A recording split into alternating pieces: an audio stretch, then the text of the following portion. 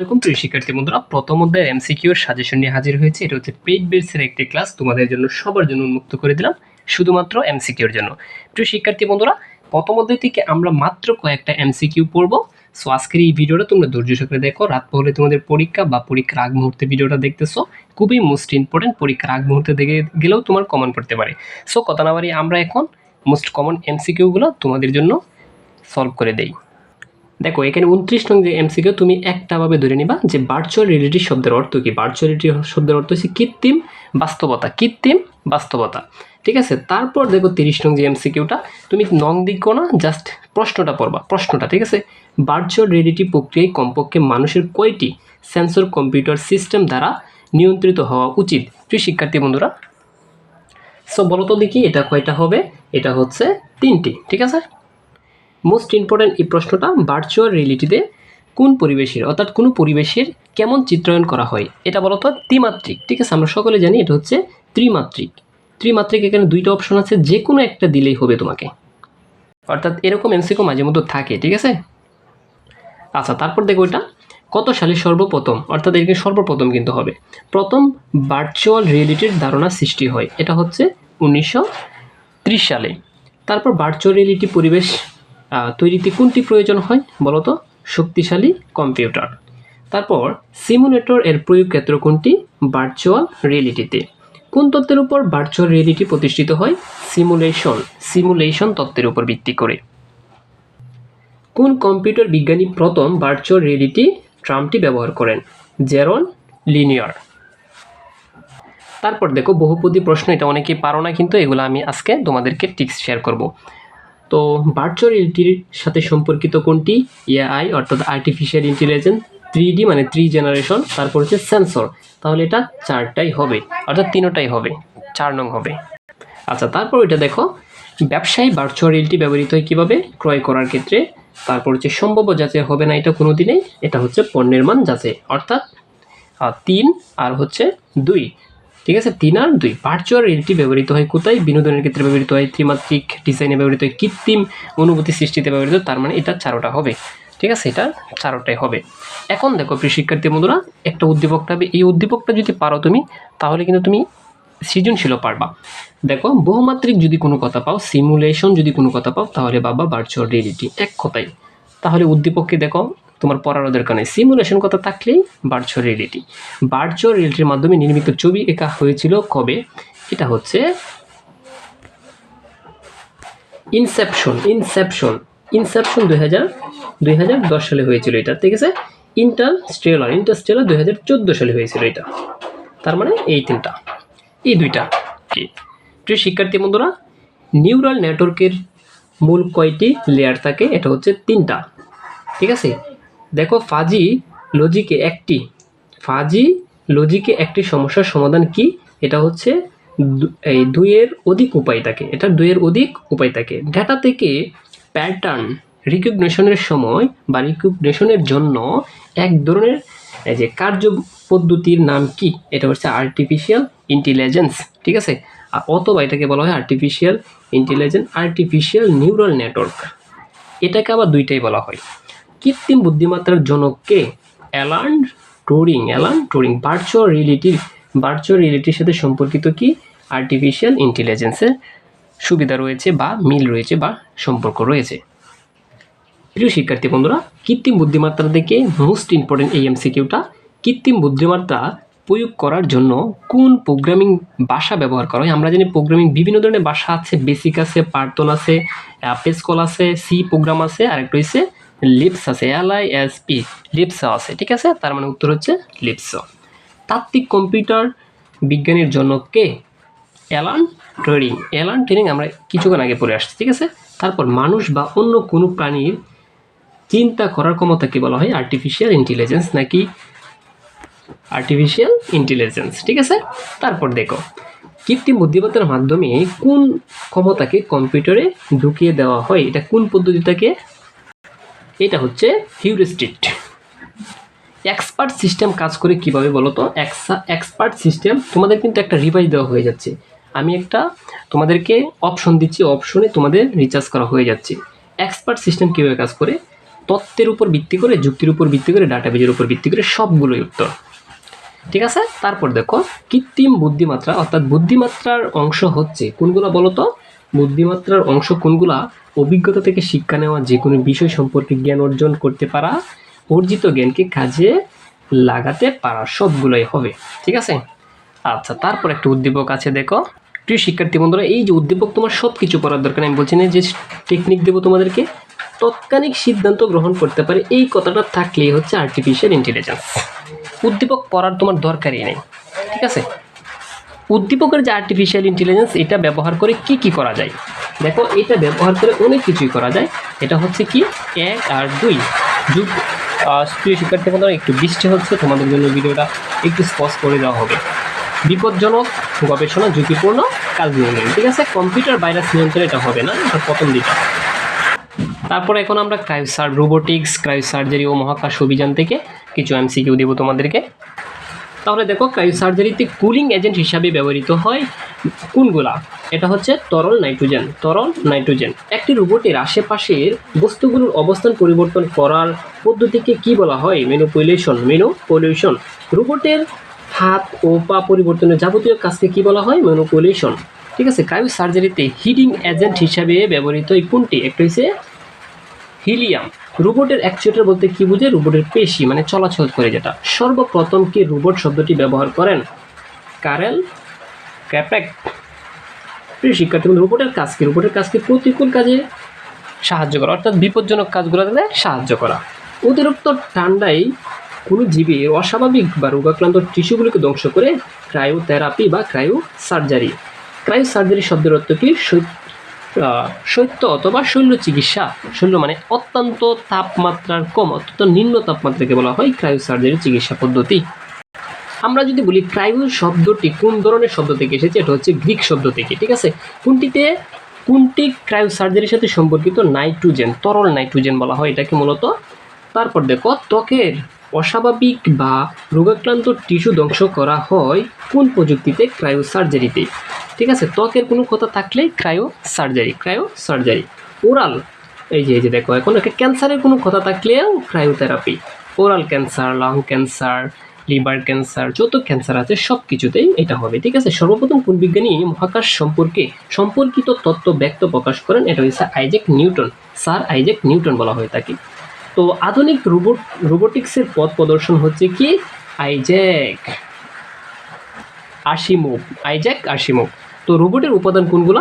যারা আমার কোর্স করেছো তারা অবশ্যই জানবা। সেন্সর, বিভিন্ন ধরনের সেন্সর ব্যবহৃত, প্রসেসর। ঠিক আছে, এই দুইটা। তারপর সিমুলেশন ব্যবহৃত কোন কাজে? একটা হচ্ছে তোমার রোবোটিক্সকে, আর বায়োমেট্রিক্সে হয় না, এটা ব্যবহৃত ভার্চুয়াল রিয়েলিটি, এই দুইটাতে। ঠিক আছে, তার মানে 1 আর হচ্ছে 3। রোবোটিক্সের সাধারণ বিষয়গুলো কি? সাধারণ বিষয়গুলো হচ্ছে কৃত্রিম বুদ্ধিমত্তা আর হচ্ছে মনোবিদ্যা। এটা যুক্তি নাই কোনো রোবটের, তার মানে শেষেরটা হবে না। ঠিক আছে, কৃত্রিম আর হচ্ছে কি আচ্ছা মনোবিদ্যা। তারপর দেখো, রোবোটিক্স এর ক্ষেত্রে প্রচুর্য কি কি? হার্ডওয়্যার, আর্টিফিশিয়াল ইন্টেলিজেন্স, তারপর হচ্ছে নতুন গবেষণা। কোনটা হবে বলো তো তোমরা? এগুলা সবগুলাই হবে। ঠিক আছে, তারপর রোবটকে যেসব বৈশিষ্ট্য দেওয়ার চেষ্টা করা হয় তা হচ্ছে কি? দর্শনেন্দ্রিয়, ইলেকট্রনিক সার্কিট, স্পর্শনেন্দ্রিয়, গ্রাহ্য সক্ষমতা। তার মানে প্রথম দুইটা। ইলেকট্রনিক সার্কিট এটা দেওয়া হয় না, আর ওইগুলোকে চেষ্টা করা হয় মূলত। ক্রায়োসার্জারিতে ব্যবহৃত কি সার্জারিতে ব্যবহৃত বলতো? তরল nitrogen, helium gas, argon gas. তার মানে এই 4টাই হবে। ক্রায়োসার্জারিতে কি হয় বলতো?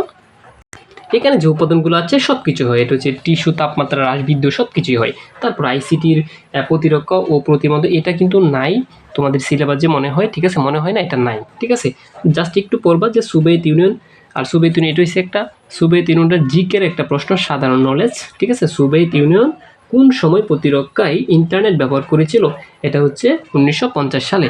তারপর বায়োমেট্রিক্স খুব ইম্পর্টেন্ট, এখান থেকে এমসিকিউ থাকার সম্ভাবনা সবচেয়ে বেশি। ডিএনএ পর্যবেক্ষণের জন্য যে মানব শরীরের কোন উপাদান ব্যবহার করা হয়? এটা হচ্ছে রক্ত। প্রিয় শিক্ষার্থী বন্ধুরা, চোখের রেটিনার ইমেজ ব্যবহৃত হয় কোনটিতে? বায়োমেট্রিক্সে।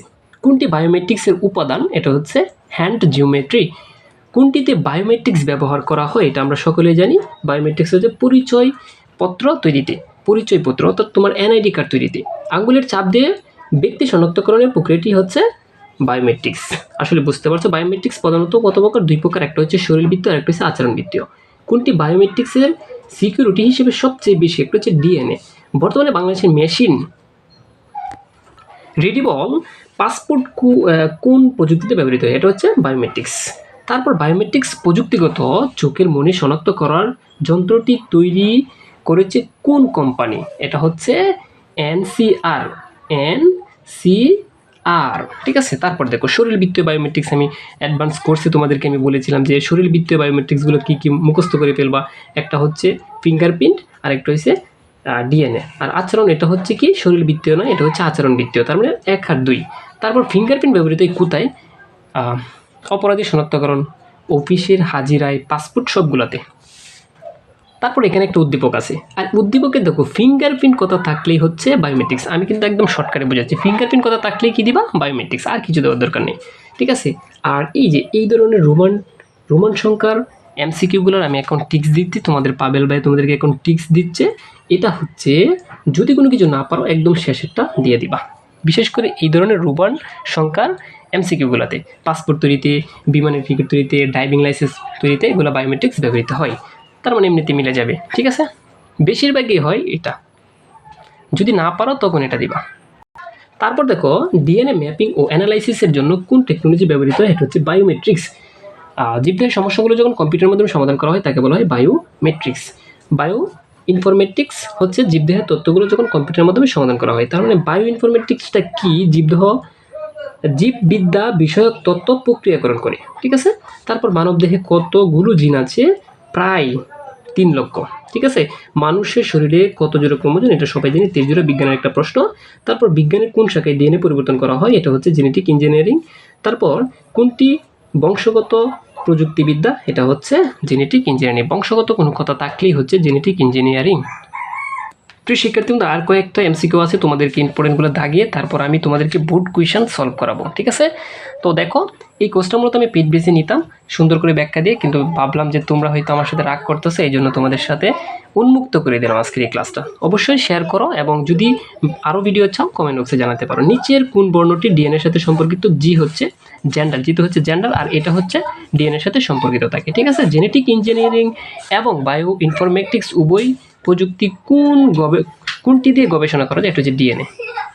তারপর দেখো বিশুদ্ধ মানব ইনসুলিন তৈরিতে সক্ষম হয় কোনটা? রিকম্যান্ড্যান্ট ডিএনএ, এটা হচ্ছে 1, ঠিক আছে। তারপর দেখো মলিকুলার পর্যায়ে বিভিন্ন ধরন ও কাজ নিয়ে উচ্চতর গবেষণার ক্ষেত্রে কোনটি ব্যবহৃত? Bio informatics.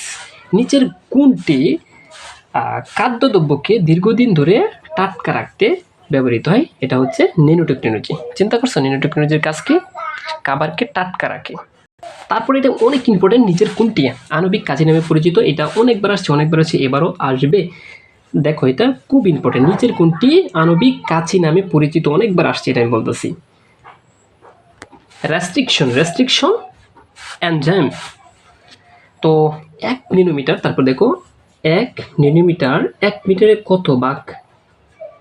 1 মিটারের কত ভাগের 1 ভাগ? এটা হচ্ছে 100 কোটি। তারপর দেখো 1 ইঞ্চি এর সমান কত ন্যানো টেকনোলজি? এটা দেখো 25 কোটি 4 লক্ষ, ঠিক আছে। তারপর দেখো রিচমান্ড ফেইমান কখন ন্যানো টেকনোলজি সম্পর্কে তত্ত্বগত ধারণা দেন? এটা হচ্ছে 1959 সালের শুরুর দিকে, ঠিক আছে। কাকে ন্যানো টেকনোলজির জনক বলা হয়? রিচমান্ড ফেইমান, ঠিক আছে। তো এটা হচ্ছে 1। তারপর দেখো প্রিয় শিক্ষার্থী বন্ধুরা, ন্যানো টেকনোলজির সাথে সম্পর্কিত কোনটা? ন্যানো টেকনোলজি শব্দটি সর্বপ্রথম কে ব্যবহার করেন? নোরিও তানিগুচি। তারপর দেখো নেটুস কোন শব্দ থেকে এসেছে? এটা হচ্ছে গ্রিক শব্দ থেকে এসেছে, অনেকবার পরীক্ষায় আসছে, ঠিক আছে। ন্যানো টেকনোলজি ব্যবহৃত হয় কোনটিতে? ফুলারিন। এই ফুলারিনটাকে, এটা হচ্ছে বিজ্ঞানের একটা বিষয়। ন্যানো টেকনোলজির ক্ষেত্রে কোনটি ব্যবহৃত হয়? ন্যানো টেকনোলজির ক্ষেত্রে কয়টা? এটা হচ্ছে 2টা, একটা হচ্ছে টপ লেভেল আর একটা হচ্ছে টপ ডাউন।